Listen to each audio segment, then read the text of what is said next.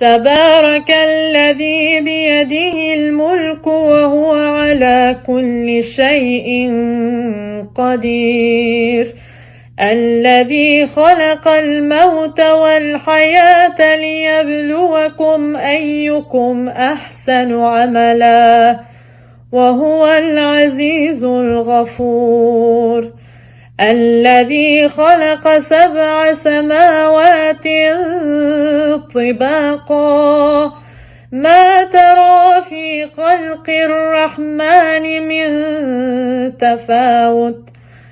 فارجع البصر هل ترى من فطور ثم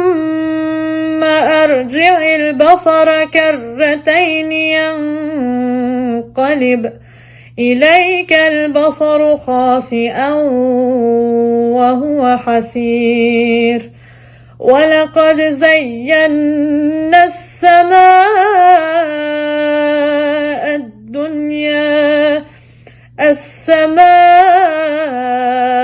الدنيا بمصابيح وجعلناها رجوما للشياطين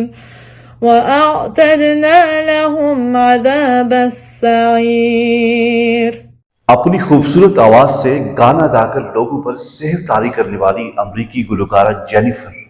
جب اس نے سورۃ ملک کی تلاوت کی، یقین کریں دل کانپ اٹھے اور روح کو تازگی محسوس ہوئی۔ احباب عزیز وقار، یہ ویڈیو مسلسل سوشل میڈیا پہ گردش کر رہی ہے،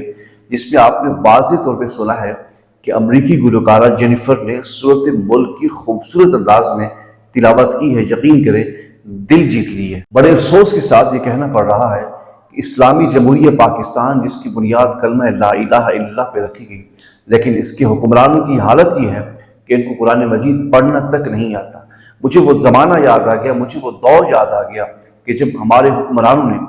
پارلیمنٹ کے اندر یا کسی اور مقام پر جب انہوں نے قرآن مجید کو پڑھنا چاہا تو قرآن مجید نہ پڑھ سکے، اگر کسی نے پڑھا بھی صحیح تو قرآن مجید کو غلط پڑھا۔ حیرانگی کی بات یہ ہے کہ امریکی گلوکارہ جینیفر نے ابھی تک اسلام قبول نہیں کیا، لیکن جس خوبصورتی کے ساتھ انہوں نے قرآن مجید کی تلاوت کی ہے،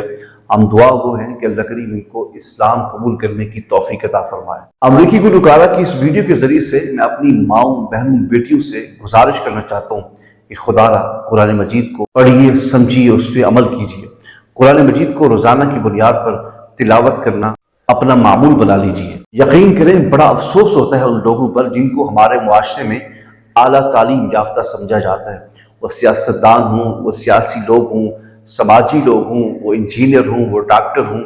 یقین کریں جب وہ قرآن مجید پڑھتے ہیں ان کو قرآن مجید پڑھنا نہیں آتا، کوشش کے باوجود بھی یہ قرآن صحیح طریقے سے نہیں پڑھ سکتے، لیکن اس ویڈیو نے لاکھوں نہیں اربوں مسلمانوں کے دل جیت لیے۔ اس لیے تو ہمیں حضرت اقبال نے یہ سبق دیا کہ جن لوگوں کے ہاتھ میں قرآن مجید ہے اور تلاوت کرتے ہیں، اس پہ عمل کرتے ہیں، وہ اس دنیا میں بھی معزز ہیں اور آخرت کے اندر بھی معزز ہیں۔